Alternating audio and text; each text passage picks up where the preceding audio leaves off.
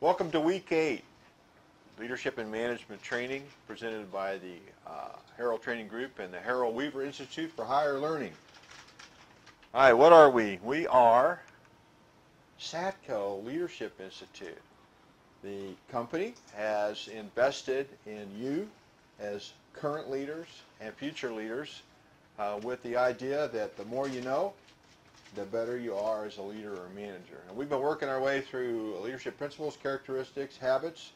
I think we've got a really great foundation where we can have some fantastic discussions. We're going to get into a little more depth each week, and we're going to start talking about practical things that we have to deal with on a daily basis.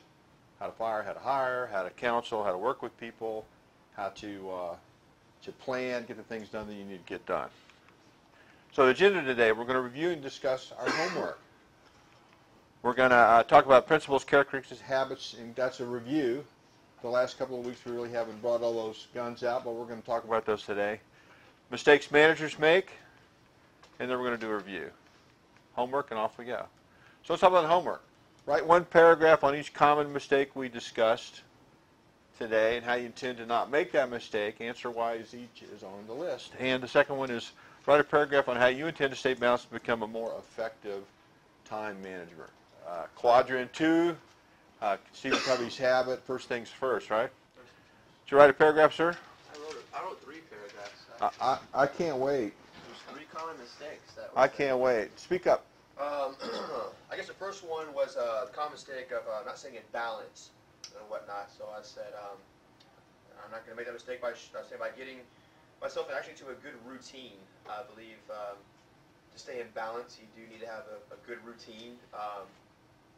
It's as far as exercise, your physical body, not going home and just doing nothing, maybe being active, going for a walk, whatever. I live on the 3rd floor, so I stay pretty active, like when I do, cleaning my apartment with all the trash, it's up and down the stairs, but it keeps me fit, keeps the blood flowing and stuff like that. Keep myself motivated. Nutritional's simple, man. You got to eat right, for your body, for your physical side. Not going eating junk food all the time or going down to that vending machine and whatnot all the time. Have breakfast, 3 balanced meals, don't eat junk food. Stay away from, don't have 24 beers in one night, know what I'm putting in my body for mental balance. Wake up every day, tell myself it's going to be a great day. Keep a positive mental attitude, have a daily affirmation. Emotionally, just don't take things personally and always keep depositing into that emotional bank around me and whatnot, just create a solid balance of all that and actually do it every single day and have that on my mind. Mm-hmm. I think you're one of those excellent examples of what attitude does for a person. I think you could testify over the last 3 or 4 weeks that things have been more positive for you in a lot of different ways, probably personally and professionally, right? Yeah, it really, people know me here too. I've been known as a very negative person in the past, and just with me really doing that, waking up and having a positive attitude, not just at work, my outside life is just, it's just great. I love it. I should write a book or have a motivational class or something like that. Like, if I can do it, you can do it, because you really can. Maybe we could co-write it. There we go. Have a little bit of help. Following Bruce, attitude, a good relationship with my mentor, Yeah. The secret success formula. How about you, Travis? What do you got to contribute here? A whole lot of the same thing. Staying in balance, the first mistake. The one thing I've always struggled with the most is taking work home, right? You kind of have to sometimes, but sometimes you don't have to. So when I get home, I always, try to put the phone in the corner, close the laptop, spend some time with my fiance, not talk about work, exercising 3 to 4 times a week, eating healthier besides the occasional Red Bull every once in a while. The second one was ineffective time management. Again, I basically just wrote spending time in quadrant 2. So I don't have to spend more time in quadrant 1, getting my priorities in the right order, and doing the most important things first, and to not procrastinate. If there's something to do, just do it. Get it it done with, so you don't have to worry about it. The third one was not developing relationship with mentor or coach. So instead of focusing on having one specific mentor or coach, I'm trying to gain my knowledge, I guess you could say, and info from everybody. Like I'm trying to get Doug's directness, real direct and to the point. Trying to get Marco's sense of fairness, because he's it doesn't matter who you are. If it's not right, it's not right. And I wish I could be like that, And a little bit of like Lynn's business savvy without a lot of his other negative characteristics. So I'm trying to take pieces from everybody, So I don't really have one specific mentor or coach. You're all my mentors. Yeah. By the way. And a sense of niceness, So she's nice, and it's like, got a great smile on her face all the time. Yeah, I wish I had that. Well, let me just share my thoughts on that. Okay. First of all, I think it's absolutely fantastic that you look to emulate positive behaviors from other people. That's how we learn, right? We learn a couple different ways. One way we do it that way, or we learn the hard way, right? So selecting those characteristics that you'd like to emulate are really positive. Now I'm going to say softly and gently that you need to have a mentor or coach that's really in that position, who has the authority that you've given to him or her to speak into your life, to help correct your journey, so to speak. It's a different kind of relationship than you would have with a friend or a coworker.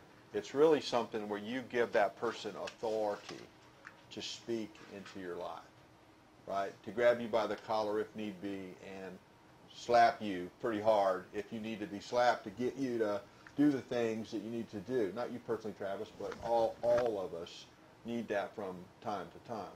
So I congratulate you on grabbing that, but I encourage you to think about getting somebody in your life who's older, wiser, been down the path, that you can really kind of sidle up to and say, hey, these are the things I want to accomplish in my life. Here's how I want to go about it. Can you think of a better way? Can you show me a better way? Is there a different way of doing this? What can I do to improve this? And have that person, and give them permission to speak into your life. And I think what you'll find is you'll find a different, deeper relationship that will help you grow. Just a suggestion. No, I have that person. I didn't want to say it. Lynn's pretty much been my mentor, but I try not to do 90% of the stuff he says. And there's that 10% that's really, really good. So. You got to get what you can get when you get it. How about you, sir?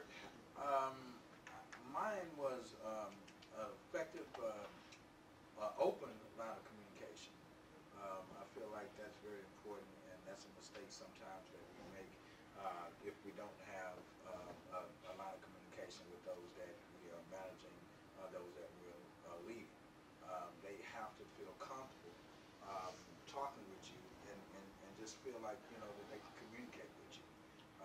Another thing was balance. You definitely got to have a well-balanced because you got to be able to separate personal from professional, and so you definitely want to keep that at a balance. And then time management. You got to make sure that I feel like sometimes we might make a mistake as far as being caught up with some other things and not have time to tackle those things as far as our people that we're managing on the floor. Have time to sit down with them, talk with them, find out what they're struggling with, and things of that matter. You remember the illustration of the rocks, the gravel, and the sand, and how you get all those into the jar, right? Well, if you don't put the important things in first, the big things in first, you can't get everything in the jar. You put the sand in first, you can't get everything in the jar. You put the gravel in first, you can't get everything in the jar. The only way it works is if you put the big things in first, then the gravel in, and then the sand in later. That's the only way it works, right? If you want to get it in that jar. Does that make sense? Okay. How about you, sir? All right, I got it. Tutankhamun? All right, so for balance, what I did is I need to start watching more of what I eat, as well to take care of my body to make sure I'm healthy. For health, I went and bought me a Connect where I'm always running in the living room working, so it keeps me healthy. And emotional mind, I need to stop being so selfish when I'm at home. I'm always doing stuff that I enjoy doing versus what everybody else like to do. So I'm kind of working on that. And what do you think that'll do for you? It'll make everybody else in the house more happy. And what's the benefit of that? We'll bond together. we doing things as a family versus doing things as Steve like. Remember the conversation we had a week ago or 2 weeks ago when we talked about the emotional deposits in the bank account everybody has, right? Travis and I have a relationship. He's got an emotional bank account for Brew. I've got one for Travis, right? We have to put emotional deposits in there. What he's talking about is he's making emotional deposits in his family, and all kinds of positive things can happen there.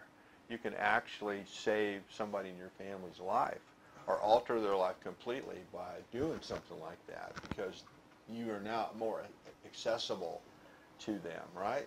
It's a real powerful, positive thing. Makes me smile to hear you say it. I would say just with balance, me and David were talking this morning, he's like, man, I wish I would ate breakfast this morning, I'm hungry. And that was all I could think about, you know, to get ready for your day, you've got to take care of yourself. You know, go to sleep. Like, I get up at 4:30 every morning, so I know if I'm not going to be tired when I wake up, I've got to go to bed early. You know, if I go to bed at 12 every night, I'm going to be terrible in the morning. So just taking care of yourself, you know, taking the initiative to do that, to prepare for your day the next day. Otherwise, you're not going to be working. And then just time management goes right along with that, you know. Try and get everything done so you'll be ready for the next day. Okay, here's a rhetorical question. Well, here's a question. How far can a car go without any gas in its tank? It depends on the hill. Not far, though, right? Not far. Right? We as professionals have a tendency sometimes to ignore just the basic maintenance. You know, we don't put gas in. We don't change the oil. Right? We don't rotate the tires. We just keep running the machinery, running the machinery, running the machinery. Run out of oil, run out of gas, the tires get worn. You're a machine. You got to take care of yourself in order to get the most out of your life, right? Does that make sense? How about you, Vic? One of the common mistakes we discussed was developing a relationship with a mentor or a coach. I can see the importance of that because when you kind of gravitate towards someone that you're saying earlier that has more, I guess, experience in the same field or wisdom, if we can just get at least one thing from them every day, or you know maybe once or twice a week, and incorporate it in your life and how you do your your side of the things, then I can see it definitely a positive growth, overall. I think that's why it's important to have a mentor. I kind of gravitated towards Jerry since I've been here the last couple of years. I think Jerry's an excellent mentor, and that process is really kind of powerful. And what's interesting is there's a lot of dynamics that happen within that process. For example, I have seen quite often where the mentor or coach will give a suggestion, and the person is not ready to hear that suggestion. So they'll go off and they'll do what they wanted to do to start with, and it ends up being a humongous mistake.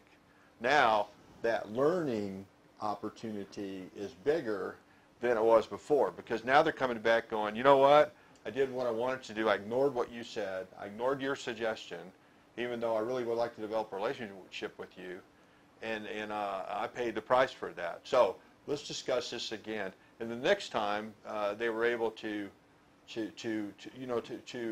have a closer relationship. Not everything your mentor is going to say is going to be correct. Everything your mentor is going to say is going to be applicable to you, relevant to you, right?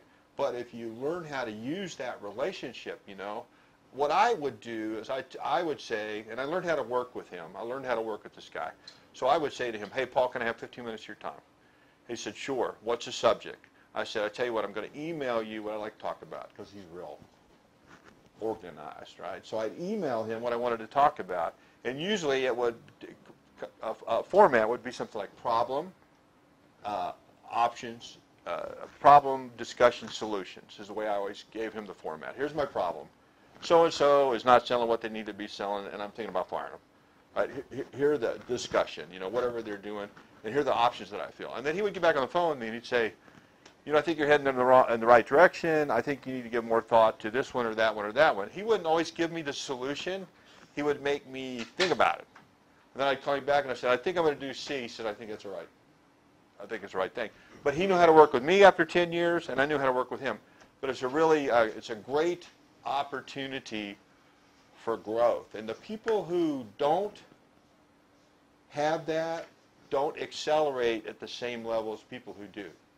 It's a lot of literature that talks about the benefit of having somebody like that.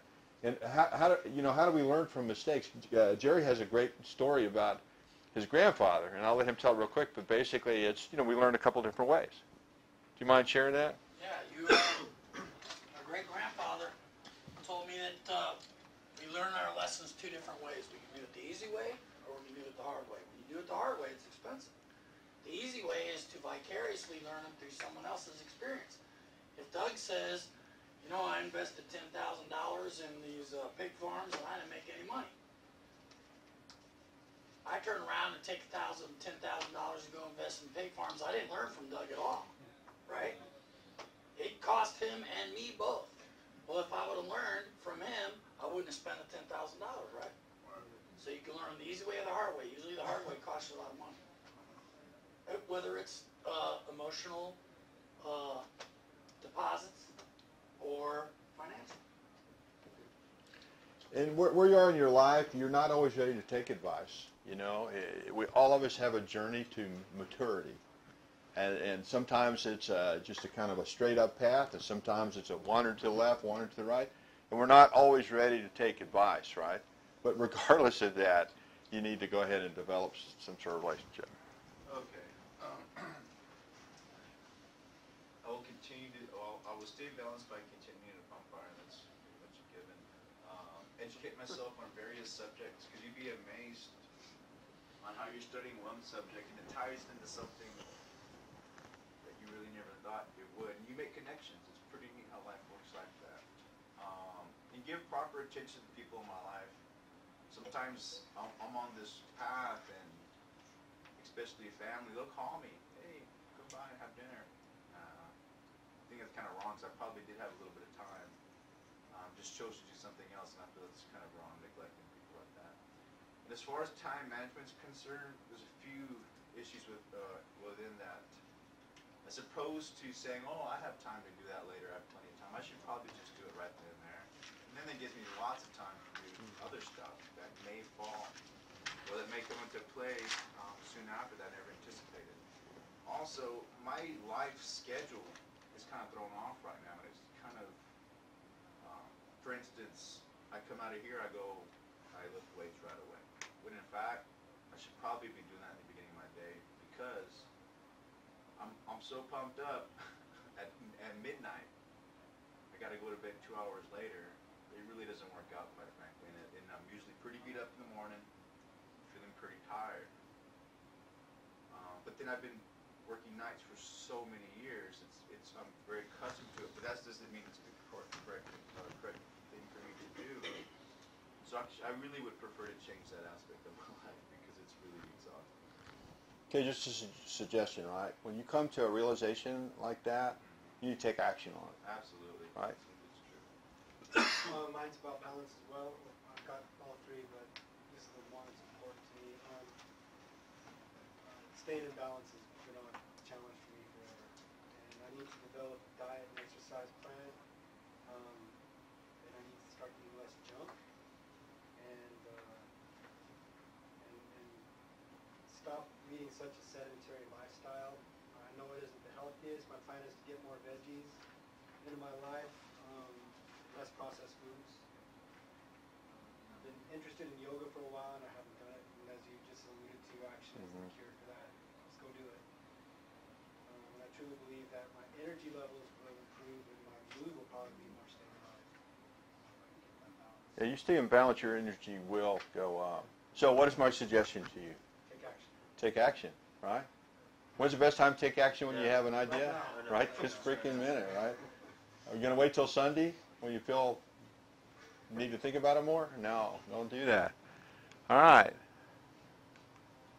Personal vision statements. Who do I want to be when I grow up? Anybody would like to read their vision statement at this point? I rewrote mine, and I looked at some examples online, and I found paragraphs, and I found sentences. I'm just going to limit mine to a sentence, because you got your vision and your mission. And my vision is for myself. I'm going to be a little selfish on this one, and it's to be living in a tropical jungle by the beach in 10 years. That's really what I want to do. I want to be somewhere. Great. Close to the equator. I keep telling him, the Marine recorder can set that all up for him. I'm 40 years old, man. I'm too old for the Great vision statement. Great vision that's what I statement. wanted. That's where I see myself. Yeah, I'm living in a tropical jungle on the beach in 10 years. And you can put some embellishments on there, you know, I'm independent, whatever you want to do. But now the next question is, okay, how do I get there? Right? Excellent, brother. My personal vision statement is to be a good son and brother, more so than I have been in the past, because I've been very selfish with myself and my time. I really have zero aspirations of ever being a millionaire. It doesn't suit me, nor does it something I want to do. I just don't care for that amount of money. But I would have preferred an amount that I could ensure my family's future. My mom's a single person. Somebody's going to have to take care of her eventually. It's going to be me. And that's okay. But I couldn't do it right now. But I would like to be able to have those means in the future. I would like to continue to pursue my Catholic faith and grow spiritually. That's actually a pretty big deal for me right now. I feel better when I invest myself in that. And I would like to make changes in the perception of myself, not the way people perceive me, but my perception, because I don't really feel like being a bodybuilder anymore. It really doesn't suit me any longer. I like working out, but I guarantee you there's probably everybody here can maybe name one bodybuilder off the top of their head. It's a stupid pursuit. It's boring. I can name one. Yeah. Marco Ladi. but it served its purpose, and I actually put that down here. It's definitely served its purpose, and it was great. But in this part of my life, I want to grow spiritually because it just feels right to me. Okay. And, I've got a suggestion for you. sure. I want you to think about your vision statement and try to get it down to 1 or 2 sentences, you know? Kind of model after what he said. I think that's an ideal vision statement, right? He pinpointed his, which is actually probably ideal. Yeah. I'm still kind of, and I really don't It's have... part of the exercise. Absolutely, but you're right. I definitely have some work to do. And you know what? Your vision will change as you get older. I noticed that, yeah. Oh yeah, more ways than one. Jeez. Can't see anything out of this eye. How about you, sir? My vision is to continue to grow as an individual, being a better father, just to continue to form a relationship with my kids and put myself in position to better be able to help them as they continue to their journey in life. Be a better husband, just personal growth. Okay. As far as something I would like to do, as far as professional, I've been kind of involved with the music scene for a pretty good while. Hadn't made a lot of moves, but I have made some.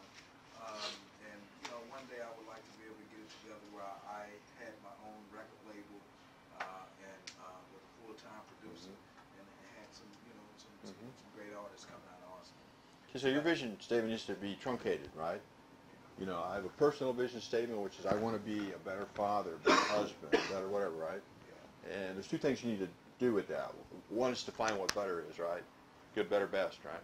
Find what that is, and then your mission statement is how do you get there. And then a professional vision statement, you know, and I love that. If that's what you want to do, that's who you want to be, that's great. The whole point of this exercise is to make you think about it. You get those wires sparking in there, right? To get some creativity sparking in there, to make you look introspectively at yourself, and to realize that you have a choice in what the rest of your life looks like, right? You have a choice. You are not a slave to destiny. You have a choice, right? So mine is, my vision is I want to be like one of the most knowledgeable persons in any room that I walk in. I love knowledge. Knowledge is power. So I'm going to continue to read books on different topics. And what I plan on having accomplished in my life, I say before I turn 50 years old, I plan on owning a farm in Alabama, growing chicken and corn. Awesome. That is great. Everybody loves chicken. Everybody loves chicken. That's right. That's cool. That is awesome. That's awesome. It's a great vision statement, right? So now you got to write a mission statement. Say, okay, how do I get there? there's two parts of it, right? One, I want to be the most knowledgeable guy in the room, right? Well, you need to define that. You know, you need to, well, how do I do that? And then you need to take an action step to do that, right? Bright smile, Anna. Anna, bright smile. For me, I think personally, it would just be learn to be a better wife, hopefully a mother soon, and then just become established in a career. Hopefully I want to work from home, so when I do have children, I can stay home with them. So just getting to that point of positioning myself to be an at-home worker. So. Okay. So as your vision, you see yourself being a great wife, right? Right. You see yourself being a great mother, and you see yourself being able to stay at home with your children. I mean, that's vision statements, right? Those are all great. Now you got to go, well, how do I get there? How do I do that? What does better wife mean, right? What's the definition of that? How do I know when I've been successful as being a better wife, right? What does he get to make that judgment, or do I get to make that judgment, right? So you got to have to go through that process. But this is all a process to help you formulate a great vision statement that resonates with you and is relevant to you. And an action plan, mission that you'll follow, and you'll see goals and milestones, and you'll see yourself accomplish those. And all that stuff informs your attitude. It's really fantastic. Vic, you got anything? Yeah. My vision is to become a better all-around manager. I'll do this by utilizing the skills that I'm obtaining throughout the SLI program. Okay. All right, so you want to become a better all-around manager, okay? So the mission side of that is how do you accomplish that, all right? Jason. You know, I battle with this thing. This vision statement's a really great thing, like you said, to get the sparks going. Because last week, you know, I want to learn how to write the code. I want to change the way the internet's actually used to make it easier for everybody to do that. And to get there, there's a lot of steps. But then I got to thinking, I'm like, I'd like to travel the whole entire world, go to countries that are less fortunate. As Americans, got it pretty darn good. There's a lot of places that just don't have it as good as we have it here in America. And I don't think, you got these billionaires, man. What are they doing with all that money? Like, if I had $1 billion, I was thinking, what do I want to be when I grow up? Of course I want to be a billionaire. But what would I do with all that money? Literally, go to somewhere where they don't have irrigation, they don't have, you know, they don't have schooling, and say, here you go. Like, this is what I want to do for y'all. Now y'all can learn. Now y'all can have a chance to actually grow and be, you know, something else besides just not, it's just ridiculous to me. So that's my vision right there. I really do want to do that, go across the world and help the less fortunate people. That's a wonderful vision, right? And you look at some great examples of that. Habitat for Humanity. It's fantastic. I've been given money to a ministry for 25 years that drills wells in Africa, you know, water for those folks, because they have common diseases that are born in the water there, right? And I mean, there's so many cool things. And what I love to see is a synergistic vision, right?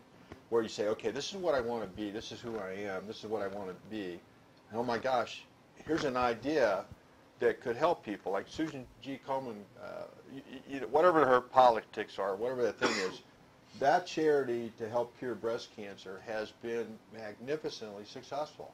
This last thing with the Planned Parenthood and all that kind of stuff, it's unfortunate that politics got involved with that, but look at all the good they've done for women.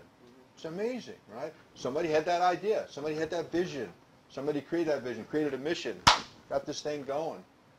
Changed the world in a lot of ways, right? A lot of women have survived breast cancer. When I had cancer back in the 80s, mid-80s, 85, 86, ladies were still dying off like crazy of breast cancer, you know. Today, if they catch it early enough, they can do miraculous things with that. You know, it's just absolutely amazing. The cancer that I had 10 years before, the 5-year survival rate was 0. Today, it's 98, 99% as long as they catch it early. 98, 99% of people who get that cancer end up surviving for 5 years or more. That's pretty amazing, right? Vision's a wonderful thing, right? It's where ideas come from. It's where great things come from, right? The pyramids, right? Well, with me, ever since I can remember, maybe since I was 10 years old, I've always been working for myself. You know, I started off cutting grass and, you know, selling candy, anything I could do. You know, basically, I've always had an entrepreneurial type of mind frame. And I remember one day I had a vision. I worked at Family Dollar, and I was stocking, goods on the shelves, and I just had a vision of the guy who owned the company, out playing golf. And I'm there stocking cans on the shelf, and he's probably never stocked a can in his life, And I thought, well, I don't want to be the guy stocking cans on the shelf. I want to be the guy out there playing golf while somebody else is stocking the cans on the shelf for me. So from that point on, I kind of realized that I would like to have my own business and work for myself. Ultimately, I realized that there are steps and things that I have to, things that I need to accomplish to enable to get to that point, which would be tagging along on somebody else's coattail to help me get to where I want to be in life. So that's currently where I'm at right now with Satellite Country. I want to make the best out of this, be as beneficial for the company, and and I want the company to be beneficial for me as well too. But yeah, ultimately, I want to start my own business. I'm the type of guy where I have a new idea every day. Mm-hmm. But right now, I'm focusing in on some things that I want to do and just trying to get it all together. Okay, my suggestion. It's great vision, right? The general idea, right? You want to own your own business. That's fantastic, right? But you have to be more specific, right? So you need to think about it. And you need to be more specific, I want to own my own business in this particular area, and I want to own it by, right? You heard his, right? I want to be, Doug, give your vision statement again. My vision is to be living in a tropical jungle by the beach in 10 years. Right? Very specific, right? Very specific. Right? 10 years, you got a 10-year time frame. That's what you got to have in a vision statement, right? I want to be a medical doctor, and I want to do that by 2016 or 2018 or 2020 or whatever. That's a specific vision for yourself. Now, the mission is, how do you get there? Does that make sense? How about you, Travis? So I want to own a house, the white picket fence, the dog, the cat, the 2 cars in 5 years. I want to learn at least one new thing every day, leave each day better than it was before, live a super clean, healthy lifestyle, and raise a really badass daughter. Cool. Yeah. Cool. Define badass. No, not here. Yeah, awesome. Yeah, awesome. I tell you, than I was. I love my little girl. There's nothing like that. I love my little girl. There's a picture of she and I when she was 3 on the beach, taken in relief behind us with the shadows, and she had one taken about a year ago. It's more like this. I'm holding her hand. It's funny, like, if you asked me that question, last year before I found out, it would be, completely selfish stuff. Yeah. I want to be a millionaire, I want to be traveling, that totally changed. Like, slap me in the face changed, But for good reasons. I love it. I'm going to encourage everybody, you and everybody, to rethink your vision statements, try to make them more succinct, more specific. They're all great. How about you? You got a vision statement, buddy? Yeah. I can't wait for this. This is what I've been waiting for. You're best for last. It's been really hard because the sparks, going. There's so many things that enter my mind, but to make it more practical for me, just in 7 years, I really feel like I want to be a consultant for companies, and then of course to be specific which ones, and then have a place that I own, Nate. Those are the 2 main things, because I know with the previous question of like how to stay balanced in life and then time management, I feel like if I stick with what I did right for that question, that does go into the mission statement, but it would propel me to that. So those are 2 main things that I want. Schooling will be done before that, of course. That's already there planned, but those 2 things are important to me. Excellent. It's going to be specific as you can. Consulting or what? What are you going to do? Right. Consult, whatever you're going to consult in. Yeah. That's the more specific, the better, right? And then the next step is to write a mission statement, and then guess what the next step would be? Develop a plan and go, right? Write a mission statement. How are you going to get there, and then you develop a plan and go. That's what you do. Excellent, guys. I continue to encourage you to rewrite these things on a regular basis. Think about it. Try to make them succinct. Be a visionary about your life. What do I want to be? This is a great opportunity for you, because if you envision it, and then you create a mission to do it, and then you follow the mission, what happens? Great things, right? Okay. Personal mission. How do I get there? How do I get there? Right? There's a million ways to get there. Now, here's the elephant in the room. Right? Everybody's vision. Almost everybody's vision. Elephant in the room. There's a financial component to that. He can't go all over the world without finances. You can't go live on the beach without finances. You can't stay at home with your kids without finances. Right? You can't have the white picket fence and the perfect house with 2 dogs and a cat. Right? Without finances. And let me tell you something. Little girls are expensive. I paid thousands of dollars for ballet lessons for 20 freaking years. 20. And you know what? She's 23 years old. You know what she's doing in the evenings? Ballet lessons. You know, thank God she's paying for them. But for 20 years, I paid for them. Holy cow. So the elephant in the room is what? Finances. So when you do your mission plan, you got to do what? Plan financial. You got to figure a way to finance yourself, right? And a great way to do that is become absolutely fantastic salesperson, absolutely fantastic manager, absolutely fantastic supervisor, and get rewarded for that. That is part of the plan. A or B? Is that good? Yes. Who, what, when, where, and how. Individual mission statements. All right, leadership. Let's do this, right? Read that to me. Leadership is the ability to lead, the ability to guide, direct, or influence people. Okay. To guide, direct, or influence people. Right? How can I be a better leader? In my personal life and in my professional life. What does it take to be a leader? You have to have principles. You have to have values. Leadership comes from inside. Leadership comes from inside. It's not an external thing. You can't put a leadership suit on, right? It's got to come from the inside. You have to emanate leadership. You have to be knowledgeable. Remember all the principles, right? It's knowing yourself, knowing your business, knowing your people, right? All that stuff is internal, right? It's not external, it's internal. It all comes from the internal. So principles are absolutely key, right? You don't live your life in a principled way. What do you live your life? In an unprincipled way, right? And all the wisdom literature in the world says your life will be richer and fuller and more satisfying if you live it in a principled way. So this is part of the principles. Characteristics. Now, the characteristics we can model on the outside, right? Leadership, the principles come from the inside, but we can model the characteristics. We can model those. Integrity, honesty, sincerity, right? Habits. Habits are the actions, the activities, what we do, how we control ourselves. That's what the habits are, right? I'm in the habit of putting first things first. That's a great habit to be in. I'm in the habit of being proactive. I'm in the habit of seeking first to understand. It keeps you out of relationship troubles all the time, right? Right? I'm in the habit of thinking synergize, thinking win-win. Right? Those are all great habits to get into, right? And if you think about it, all those are relationship-enhancing habits. All of them. Behaviors. Behaviors. What people see, right? There's an old joke about a guy getting caught cheating on his wife, and the wife walks in, and it's obvious he's cheating, and he says to her, he says, "What are you going to believe, me or your lying eyes?" Right?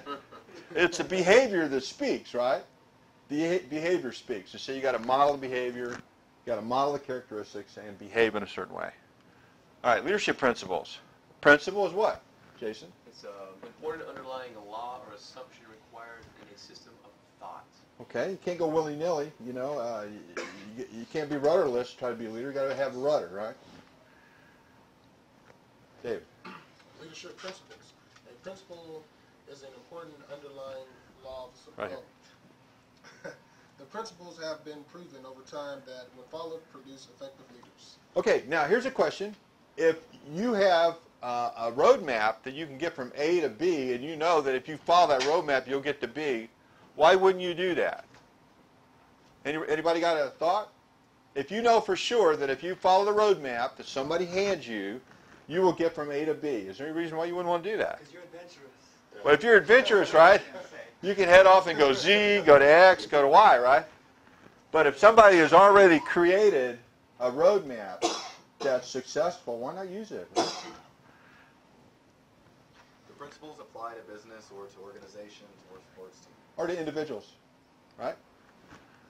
Okay, leadership principles. Know yourself and seek improvement.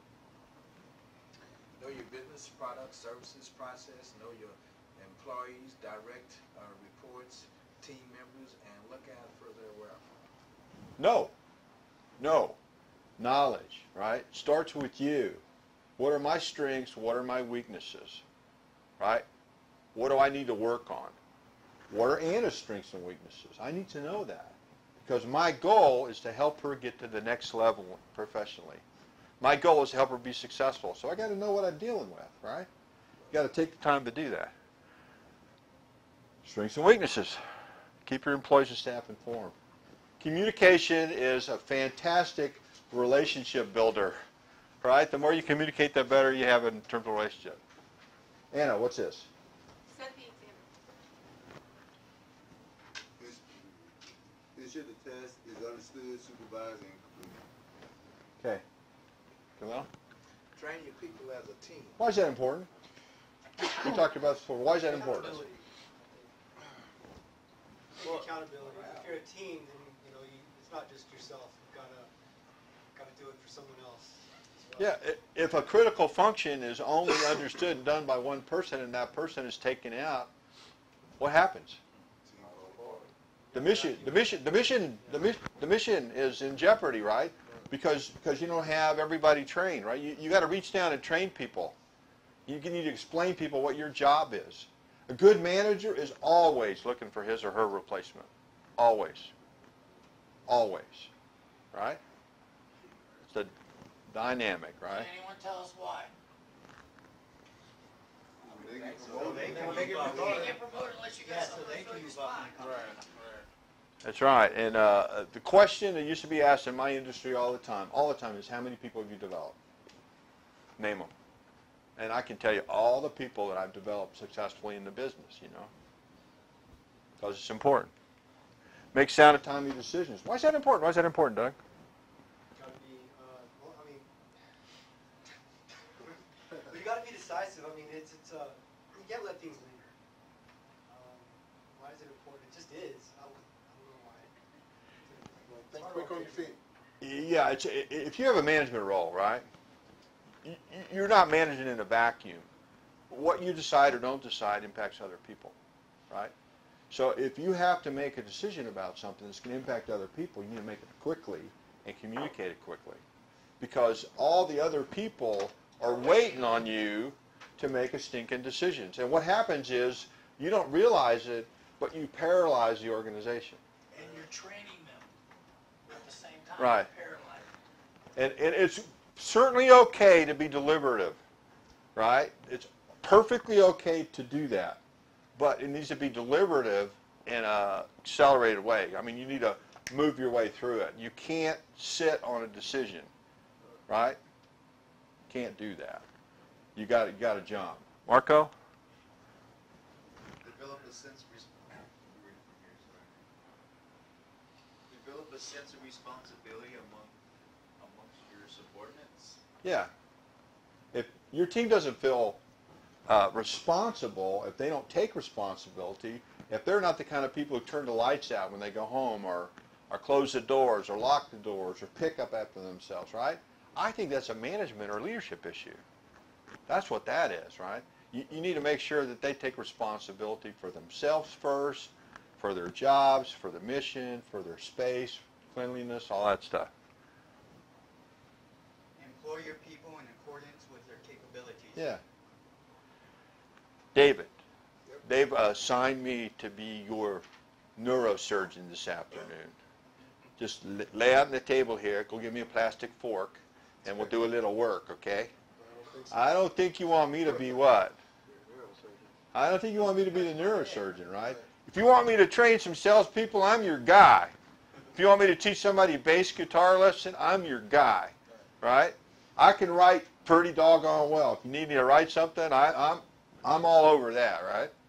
But if you want me to do something that's real crazy technical, right? Jerry has to do all the things with my laptop and my phone, right?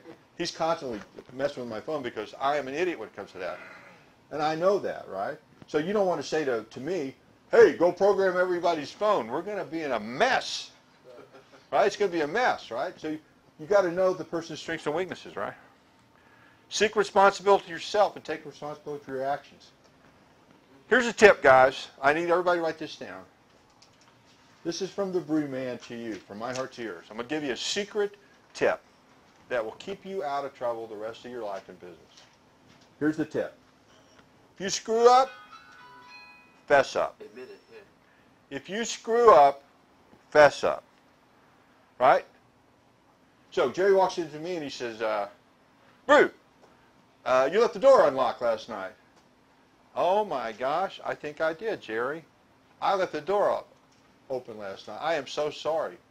Don't give any excuses. Just say, I left the door open. What can he say next? You left the door open. Yeah, I did. I left the door open. I am so sorry. I won't do it again. I know, but you left the door open. Okay. All right. No, but you left the door open.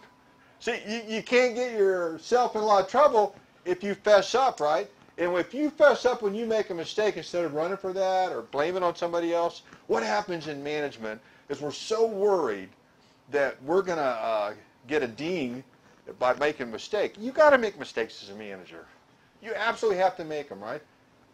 You can't worry about your boss doing that. But one of the things you don't do is you don't sacrifice one of your folks.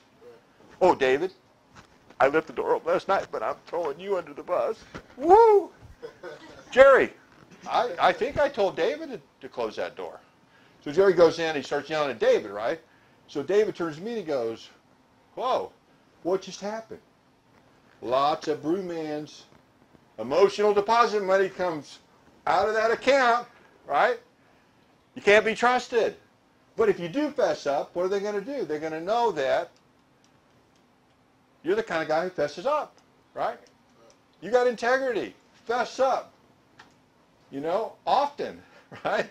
You get caught, you make a mistake, don't make any excuses, don't blame anybody else. Stand up, say, I did it. It's my fault. It's my responsibility. I'll take responsibility for it, and I'll go fix it so it won't happen again. What are they going to say to you? What can they say to you? Right? Don't do it again. I agree with you. Go get it fixed. I agree with you. You left the door open. I did. What can they say? Right? But if you did leave the door open, they have a videotape you leaving the door open, and they show it to you, and you go, I didn't leave the door open. I've actually seen that happen. I've seen that happen, you know. What are you going to believe? Me or your lying eyes, right? Right? So you got to fess up early and often. Does that make sense? Why is that important, Captain Fairness? Well, you don't want to show favoritism, but when something does arise, you have to show accountability, or they have to. Accountability must happen. Fairness, people trust you, man. You know, if you make just and fair decisions, even if they're wrong, at least they can trust you to make the right decision. Yeah, if you're consistent. Yeah. You're consistent. Consistency is cool. Why is judgment important? In development judgment. Judgment's important because, well, I mean,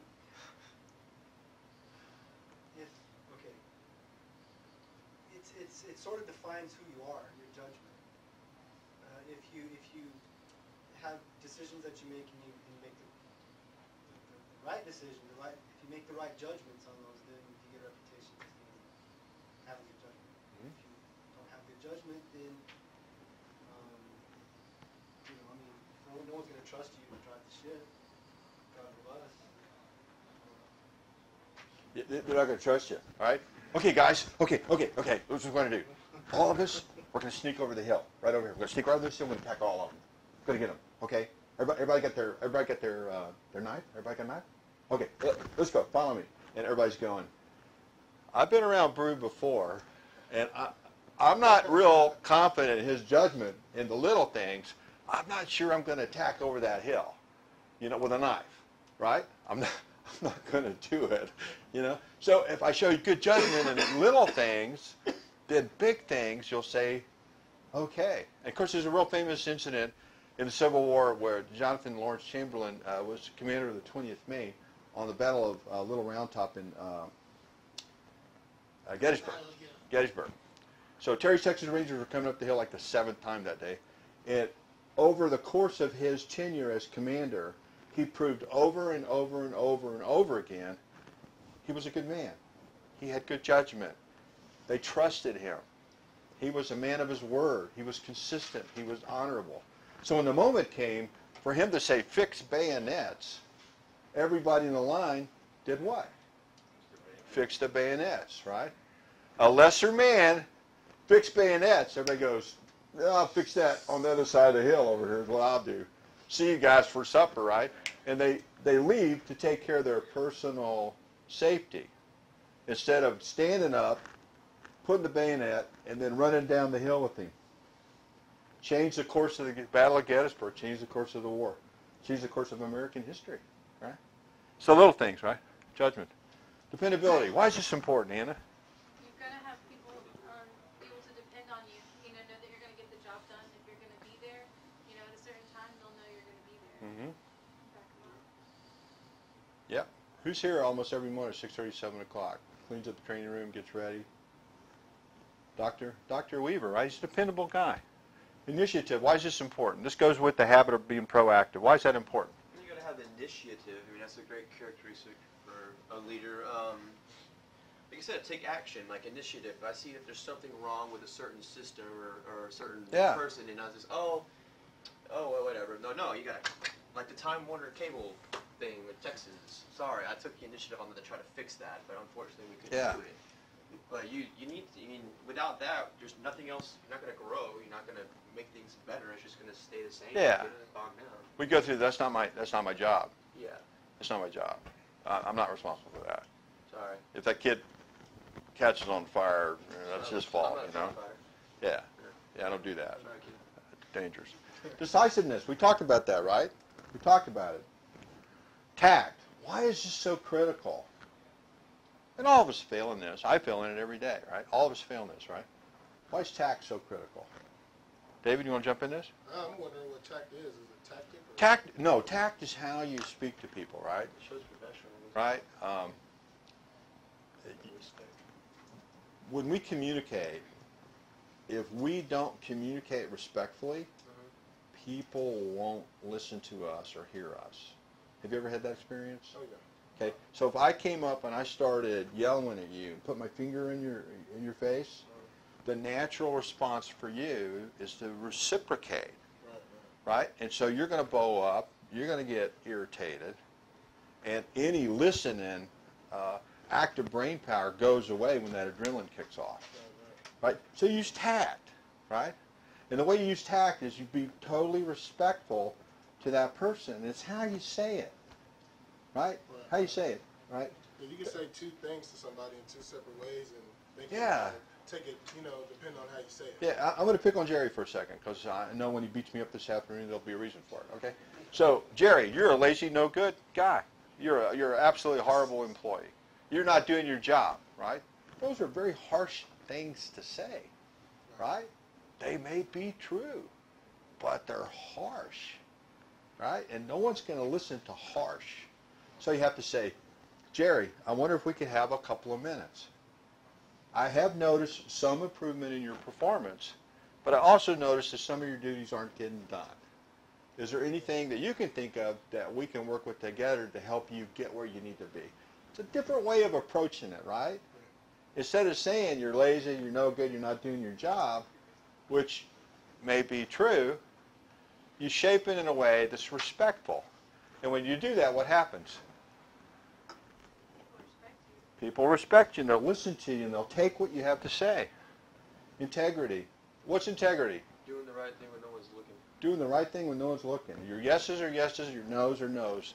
Your promises are kept. You don't promise things you can't keep. One of the common mistakes we always see in managers is making a promise they can't keep. I've done it. That's the reason it's up here, right? I've made promises to people I couldn't keep. The instant you don't keep that promise, you know what happens? All the money in that emotional bank account is sucked out, and you, sir, are NSF. Enthusiasm, right? What does enthusiasm do? Yeah, if you believe in what you're doing, if you're excited about it, right? We were not excited about training people, right? So we try to be enthusiastic. Bearing. It's better to look like a leader than not look like a leader. Unselfishness. This is a difficult thing for this narcissistic society to get their arms around. Unselfishness, right? Being unselfish helps you achieve your goals. That's the way you got to look at it. Being unselfish helps you achieve your goals. Being unselfish helps you take care of your selfish damn goals, right? It's a contradiction, but being unselfish helps you accomplish your selfish goals, right? Being unselfish, you got to be unselfish. You have to sacrifice yourself, sacrifice your time, sacrifice yourself to your people. You know, in the Marine Corps, we explain it this way: you don't eat or sleep before they do. You never ask them to do anything you can or won't do. You always lead from the front, and you always be fair. That's it right there. And it all falls into right there, unselfishness, right? I'm an officer. Weaver's a sergeant. There's a stake right there. I'm an officer. I'm going to get in the front of the line because they're going to run out of steaks in a minute. Right? I'm hungry. So I go up there and I grab that steak. What have I just done? First of all, I've set a bad example for my NCOs and staff NCOs. And second, I've got a bunch of pissed off Marines that are hungry, that can't do their job. So I send that kid out in a foxhole in the middle of the night when he's hungry in a listening post, and he's hungry. And the only thing he thinks about is him being hungry. And somebody slips in that foxhole with him and cuts his throat. You think that's happened? It has happened. That's crazy, isn't it? But it all works together. So you know what I do? You eat the daggone steak, you know. I'm responsible to make sure you've got everything you need to do your performance. Courage. In a business, what is courage? Speaking truth to power. Going against the tide. Willing to do what other people don't want to do. Sometimes, absolutely. Willing to do what other people. Well, the unpopular. What you have to do. Making an unpopular decision. That takes courage, right? Standing up for somebody, right? Standing up for somebody. You know, somebody's being picked on in the workplace, and you know what? Everybody's consensus is it's okay to pick on that person because of whatever the circumstances are. You fly against the tide. You swim against the tide. You go, no, sir, that's not right. That's courage. Courage is powerful. Knowledge is powerful. Loyalty, up and down. Endurance, we talked about. Be proactive. Begin with the end in mind. First things first, quadrant 2. Think win-win. You don't have to win every single argument to win the battle. Seek first to understand, then be understood. Critical, critical, critical. Synergize. Get other people to help you. Sharpen the saw. We talked about that. Emotional intelligence. You've got to develop an interpersonal relationship skill set where you're an empathetic listener. You have strong interpersonal relationship skill set. You care about people. The more you care about people, the more people will care about you. Is that true or not? Okay. Know how to inspire and motivate. Management review. What are these?